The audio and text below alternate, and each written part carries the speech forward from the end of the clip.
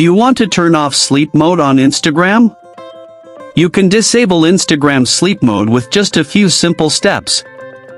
In this short video tutorial, I will show you how to turn off sleep mode on Instagram.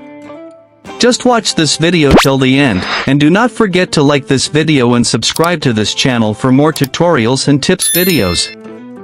I've also added some helpful tools and apps in the description.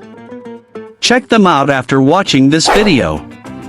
To turn off sleep mode on Instagram, first, open the Instagram app on your mobile device. Once you're on Instagram, go to your profile by tapping your profile picture at the bottom right of the screen.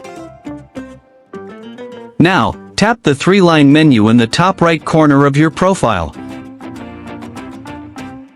A new screen will appear with various settings options. Scroll down to the How You Use Instagram section. Under this, find and tap on Time Management. On the new screen, you will see Daily Time Limit and Sleep Mode options. Just tap on Sleep Mode from here. Now, a new screen appears with various settings for sleep mode. From here, you can set sleep mode time, disable it on specific days, and more. To turn off sleep mode on your Instagram account, disable this toggle switch button next to sleep mode.